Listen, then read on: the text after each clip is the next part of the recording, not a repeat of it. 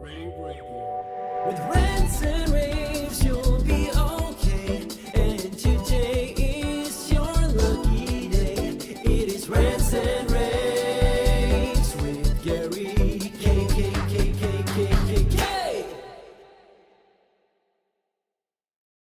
Hey everyone, this is Gary K, and welcome to a special edition of my Rants and Raves video cast, because I'm going to introduce you to someone who's going to be very important to rAVe over the next coming years, Bubba Gaeddert, who is going to host the rAVe Esports Show. Bubba, I'm so excited about this.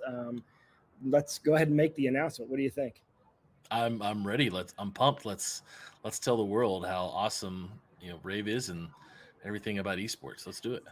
Well, we could not have partnered with a better person. I'm going to have you tell everyone about your background, but let's go ahead and make the announcement. On starting November 2nd, every first and third Thursday of the month at noon will be the rAVe Esports Show with Bubba Gaeddert. And so it'll be basically every first and third Thursday. Those months where there's an extra Thursday, we'll skip that. But the first and third Thursday of the month, it will be the industry's only esports show, and this is going to be big because esports. Look, timing could not have been better. Just last week, the International Olympic Committee announced that they're going to have esports as an Olympic sport. We have over 20 universities that have it as a Division I scholarship sport for women. We've got a couple of hundred universities that have esports teams that are either varsity or club teams, and then you have I don't know how many high schools have esports. Over 5,000 just in North America. Yeah, just in North America alone. Now we're going to be broadcasting this thing global. So, esports is a little different in Europe. It's very popular in Asia. In Europe, it's a little different because we don't have sports and college teams over there in the way that we do here. But Bubba, first, I want everyone to know who you are and why you're doing this with us. Well, I am just a guy who loves gaming, who loves esports.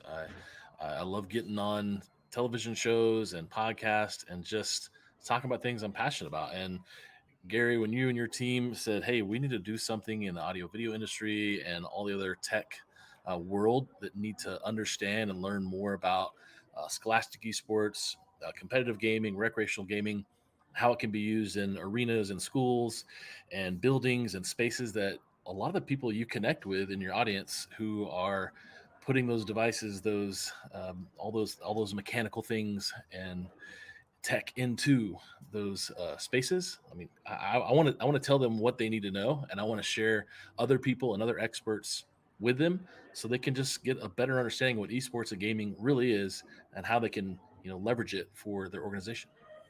Yeah, and you're being humble because you're also a big part of the growth of esports. You run the Varsity Sports Foundation, VEF.org and or VarsitySportsFoundation.org.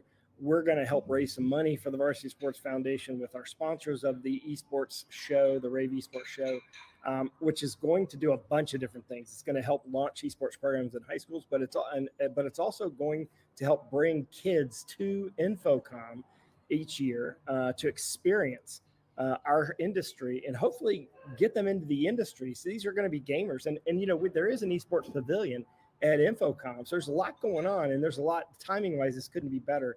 And you're the best person to do this. I'm honored and I'm proud to have you part of our team. What kind of subject? I know you've already done kind of like a layout of what the next 6 months of episodes are going to be about. Give us a sneak peek of what you plan on talking about. Yeah, we've got a lot of good shows. If I look through the list here, there are some opportunities, and I do want to say that we did change our name recently this year from the Varsity Esports Foundation to Video Games and Esports Foundation, and it honestly, a lot of people say varsity still, but we wanted to be a little more inclusive and open to the video game industry and not just scholastic esports. So that would mean that your URL then would be vef.gg. That's right. Mm-hmm. vef.gg. That's right. Because that's gaming. And by the way, we should probably wrap this. We should all roll this under the term gaming, just as you're popping, as you're taking a look at some of the subjects you're going to be talking about, because I want you to talk about some of the episodes.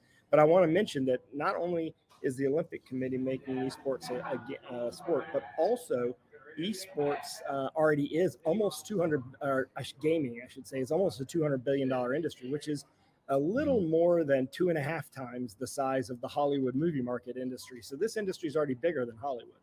That's right. That's right. There's a lot of good numbers out there for us to analyze and dive into throughout this year and these shows.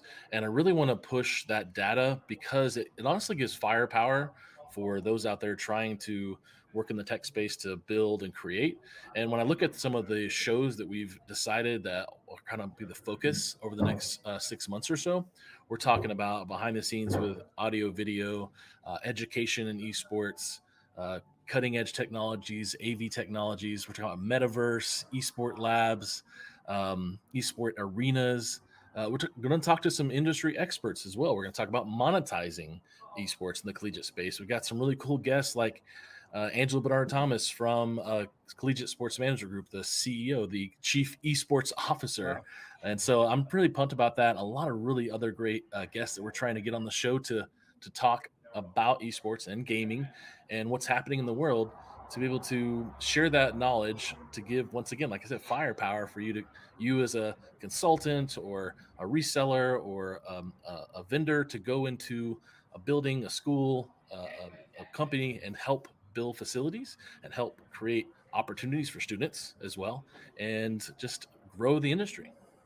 Yeah, and in fact, if you look around, you'll notice that esports venues are popping up. Like if you pay attention as you walk through airports, you're going to start to see esports venues in airports. They're popping up very much like the spas, the little medi spas that are all over the airports. Now we're seeing esports arenas, little small arenas and gaming clusters in airports. You're seeing them in lobbies of buildings. You're seeing them at trade shows as sort of resting spots. And then, of course, you've got the high schools and universities, which we should talk about. This is going to be the first show that we've done that has bridged way outside of AV. This show is going to be watched by media center directors at K12 schools. It's going to be watched by AV and IT people at Scholastic, primary, middle, and high schools.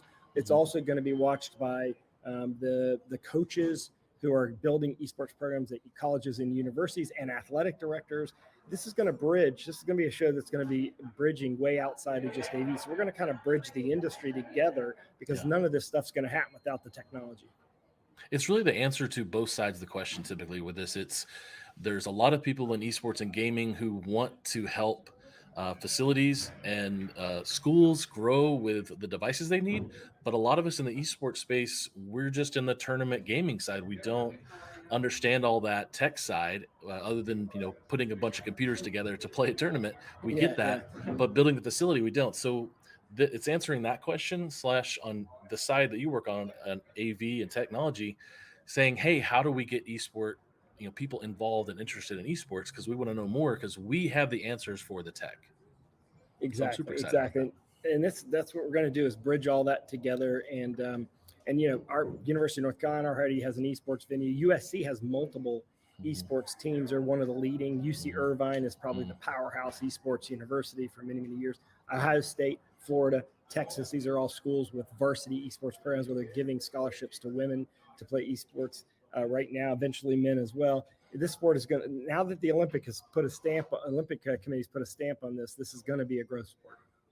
And with the Olympics, we really want to get, this is my last thought here with the Olympics, is I really want to get there. I want to get esport experts, not just, big money, companies and developers in front of the esports coalition and esports, all the experts over there. I want them to see from us what games are really out there that are the best and competitive out there in the college space and the pro space, that are a pipeline, because that's really where it needs to be, is just as much as traditional sports. The kids are playing peewee football to middle school to high school, college to pro, and then the Olympics if they're playing football in the Olympics. So that's what we really want to provide, that opportunity, is get in front of those people and give them more information, just like your audience as well.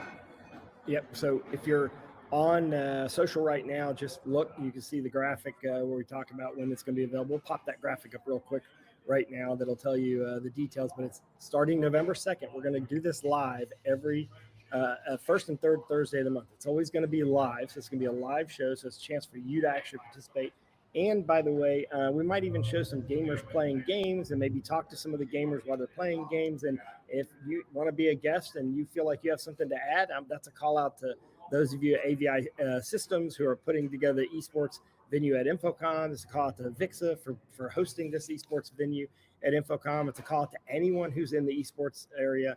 There's a lot of companies out that are already doing esports heavily. CDW has a team that just works on esports development. It's a call out to all of you who are doing esports to participate in this. So just contact me, contact Bubba, say you want to be a guest on the show. We'll put you on the show. Bubba, thank you very much. I really appreciate this. This is going to kick off a long relationship and something great for our industry. Gary, thank you so much. I'm so excited. Your team is amazing. I'm ready. I'm empowered. Let's get some education out there. And the easiest way to find it is at rAVepubs.com starting November 2nd. So join us. Okay. See you later, Bubba. Thanks. rAVe Radio. With rants and raves, you'll be okay. And today is your lucky day. It is rants and raves.